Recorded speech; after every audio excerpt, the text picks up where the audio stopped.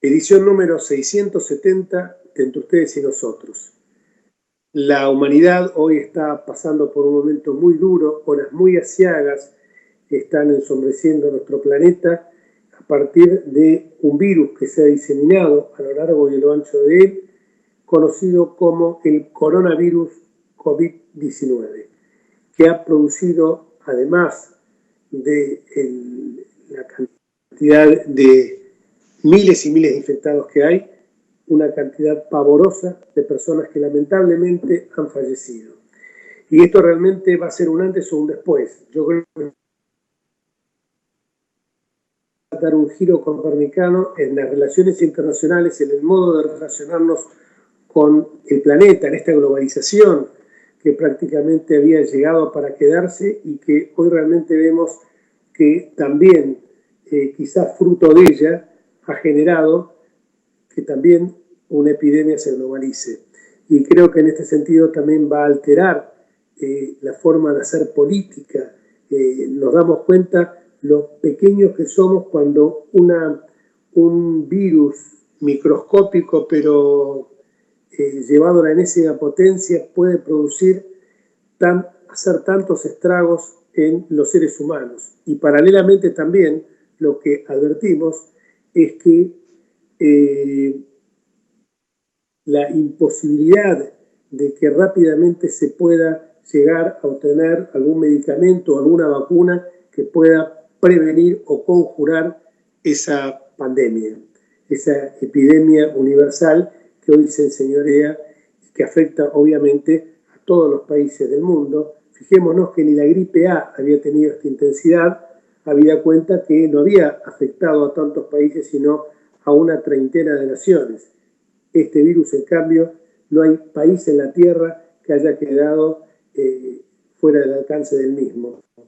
Y bueno, y vamos a hablar de estos temas, vamos a hablar de este aislamiento social y obligatorio que se ha producido, una suerte de confinamiento que altera también las relaciones interpersonales, y por supuesto el impacto que esto va a tener en la economía, un impacto que va a ser durísimo. Vemos que en Estados Unidos se han cerrado ya millones de puestos de trabajo, vemos que en Argentina se ha interrumpido la cadena de pagos. Este aislamiento evidentemente va a producir una alteración muy profunda, y lo que tenemos que tratar es de evitar que esta pandemia no termine produciendo luego una hambruna, que ese es el gran peligro que se corre. O sea, vamos a salvar vidas humanas, que es lo primero y lo más valioso, porque siempre hemos dicho que el primero y más esencial de los derechos humanos es el derecho a la vida, pero el derecho a la vida también es el derecho a la subsistencia, que nosotros todos tengamos para poder alimentarnos. Y creo que en este sentido es un desafío como nunca se había planteado, por lo menos en la época, en la edad contemporánea, la humanidad. La última pandemia que se recuerda es la famosa mal llamada gripe española, porque los españoles no tuvieron nada que ver, pero fue durísima allá en los comienzos del siglo XX, en otra época totalmente distinta, donde por un lado no teníamos esta globalización que tenemos, ni tampoco por el otro teníamos la posibilidad de estar interconectados a través de las redes sociales.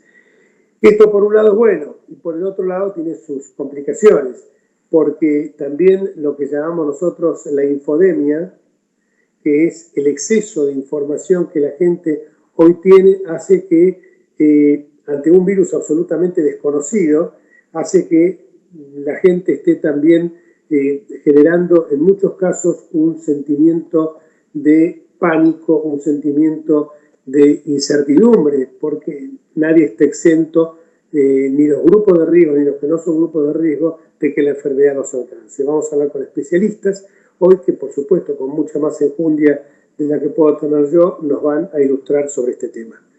Nosotros estamos en el inicio de la pandemia en nuestra zona, en nuestra región. Llevamos recién un mes, obviamente que estamos con una cantidad de casos que nos mantiene en una línea, inclusive es en forma de serrucho. Ustedes ven que hay días que tenemos 80, otros días 110, pero es una curva realmente aplanada.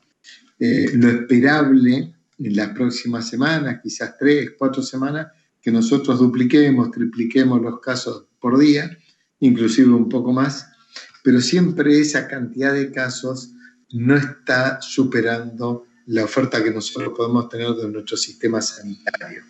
Lo que estamos buscando con todo esto del aislamiento social es justamente no llegar a tener un pico, o que el pico sea lo más bajo posible. Y eso nosotros lo vamos a ir viendo en el transcurso del próximo mes. Es esperable que tengamos inclusive con los tiempos, con los cambios climáticos, también circulación de otros virus respiratorios, como el virus de la gripe. Cuanto más rápido se inicia la campaña antigripal y el objetivo es que todos aquellos que tienen riesgo sean vacunados. Eso es sumamente importante. Con respecto a los testeos, sí, lamentablemente nosotros tenemos un déficit de testeo, tendríamos que estar testeando muchísimos más. No es un problema que nosotros no podamos adquirirlo, lo adquirimos, pero esto es competitivo, todo el mundo está tratando de conseguir kits. Nosotros nos están llegando de a poco, ya tenemos muchos más laboratorios que lo hagan y en las próximas semanas vamos a ir viendo esto. Se va a testear mucha más gente. Eso es muy favorable porque nos permite adecuarnos en el denominador real. Hoy nosotros estamos midiendo la cantidad de casos confirmados y la realidad que hay muchísimos más que son pacientes que no tienen síntomas y no concurren a consulta, y es muy importante poder diagnosticar a ese grupo. Ese testeo rápido mide anticuerpos, no mide al virus. Entonces, aquel grupo que pudo haber tenido contacto con el virus va a ser muy importante porque indirectamente vamos a saber si está protegido o no. Eso es fundamental porque si nosotros tenemos un grupo grande de personas que han tenido contacto con el virus y ya están protegidos, bueno, eso es lo que hace que caiga la curva de la epidemia. ¿No? Entre los 3 y 5 días es el gran promedio de gente. De los 3 y 5 días estará haciendo sintomatología entre el 60 y 70% de la gente. Más pueden estirarse a 7, 8 y como máximo 14 días.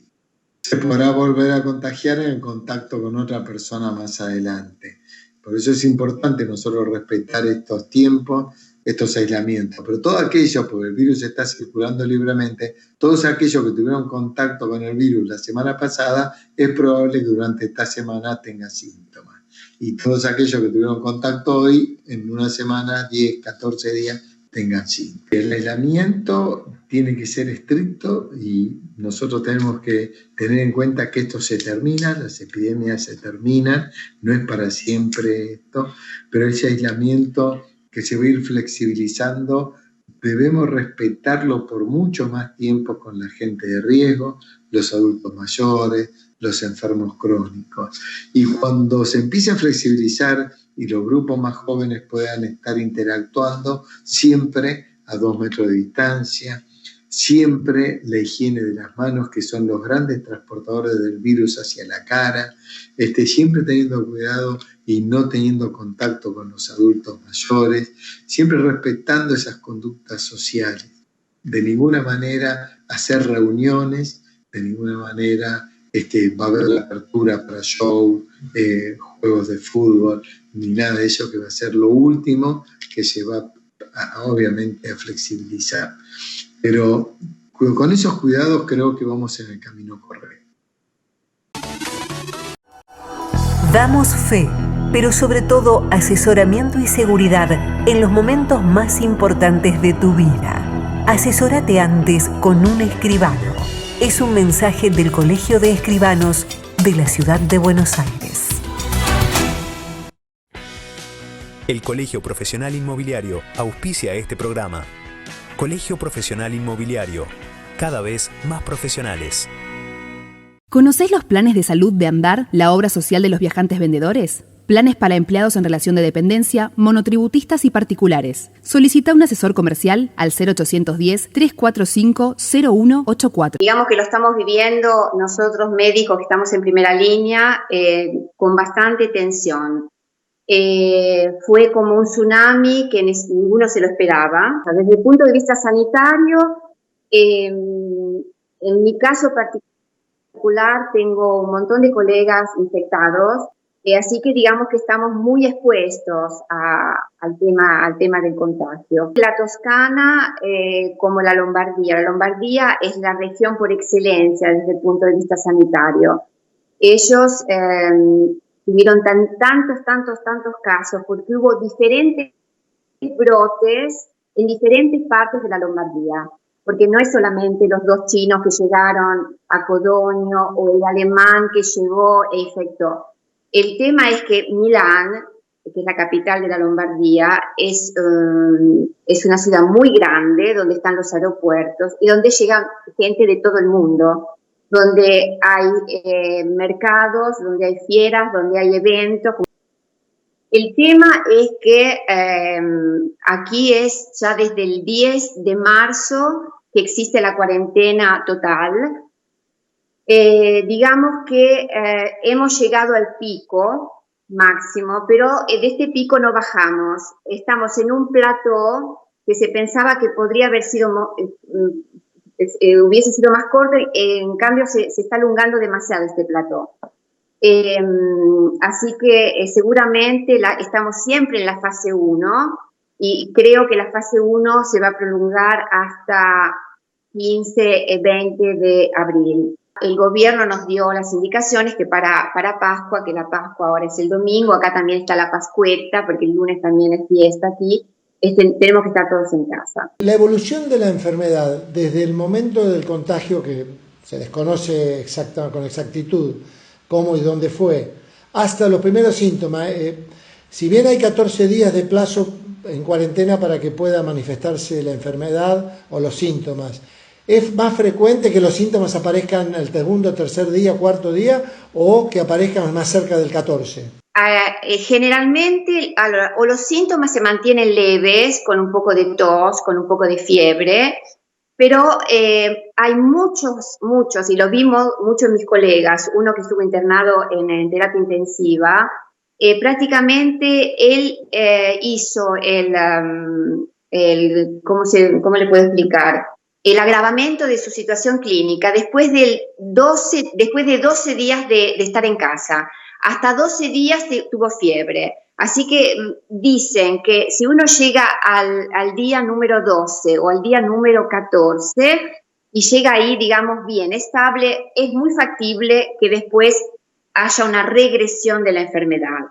Pero hay que esperar los 12-14 días porque no está escrito en ningún lado que uno llega al 10º día y está bien o al 14 día está bien. Porque tengo colegas que han empeorado después del 12º giorno o addirittura del día 13 de la enfermedad. ¿Y los primeros síntomas pueden demorarse o aparecen enseguida? No, los primeros síntomas uno puede haber, por ejemplo, es muy común la debilidad muscular, una sensación propio de cansancio, de debilidad y fiebre. La fiebre a veces no es tan alta, pero esta sensación y se empezó a ver también episodios de diarrea, sobre todo a la noche. Otro de síntomas importante es la anosmia o la hiposmia, o sea, falta el olfato. Por ejemplo, tengo un colega que todavía está en terapia intensiva, tiene 58 años, él trabaja propio en la guardia del principal hospital de Pisa, que es un hospital de alto nivel, y bueno, el problema de él es que era un fuerte fumador. Así que cuando uno tiene una enfermedad de base, que puede ser diabetes, que puede ser una insuficiencia cardíaca, que puede ser un fuerte fumador, que puede ser un bronquítico crónico, obviamente se complica. En ese caso se complica, porque el problema es fundamentalmente respiratorio.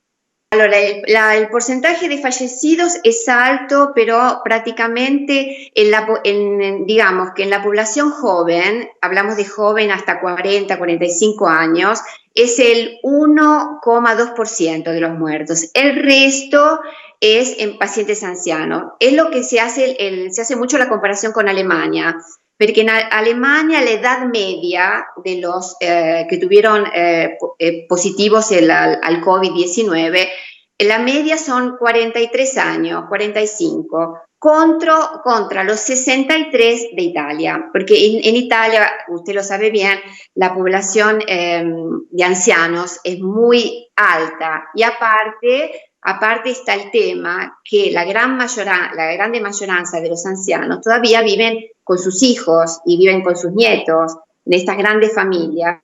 Entonces es muy fácil el contagio, porque es una enfermedad muy contagiosa, muy contagiosa. Y aunque el tema de los geriátricos, por ejemplo, tantos brotes que hubo en Lombardía fueron a través también de estos focolarios, porque prácticamente usted tiene que considerar que por 20 días el virus en Lombardía estuvo girando a pie libre. 20 días, es una barbaridad 20 días. Entonces prácticamente por eso hubo tantos casos. Pero digamos que por suerte el lombardo tiene una mentalidad altamente europea, altamente, digamos, nórdica, y con el tema de las camas en terapia intensiva, porque el tema que hay muchas menos camas de terapia intensiva en Italia que, por ejemplo, en Alemania, pero digamos que han empezado a improvisar, han instalado camas en una especie de fiera que existe en Milano, por ejemplo, donde yo trabajo en el hospital, en el lobby, que sería la observación breve de los pacientes que llegan al pronto socorro, que sería en la guardia. Prácticamente las desmantelaron y nosotros tenemos 20 camas para pacientes COVID, que es digamos que es un paso intermedio entre el paciente sin síntomas y el paciente que tiene síntomas. Nosotros ahí internamos el paciente que tiene una insuficiencia respiratoria, le hacemos el hemogasanálisis y digamos que todavía aguanta bien y responde bien al oxígeno, porque acá lo que se le hace súbito es el casco, ¿no? Se llama la CPAP, es una fuente de oxígeno a alta frecuencia, a flujos muy elevados de oxígeno.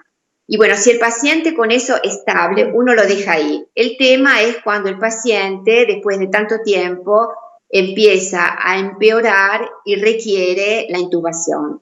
Nosotros hemos tenido, hace 15 días atrás, tuvimos que cerrar el hospital donde yo trabajo, la parte de la guardia, porque prácticamente nos llegaron 5 pacientes que requerían la intubación, y bueno, prácticamente la sala de terapia intensiva estaba completa, no había una cama, y no podés mandar el paciente que necesita, tuvimos que intubar y tuvimos que cerrar el acceso a cualquier otro tipo de paciente.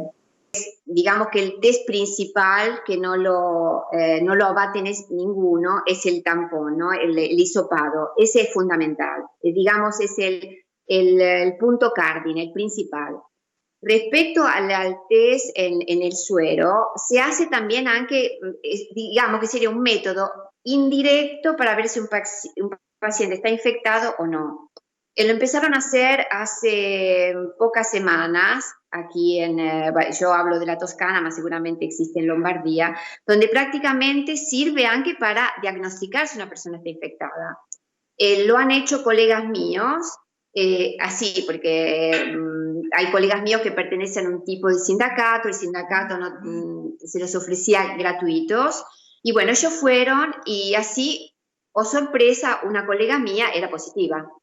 Porque a través de este test uno individua si uno tiene inmunoglobulina, que son los anticuerpos de la inmunización, o IgG o IgM. El IgM son en la fase aguda de la enfermedad.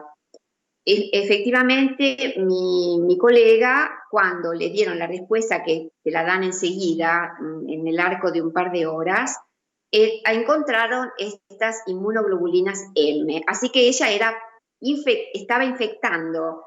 Así que le hicieron el hisopado y le dio positivo.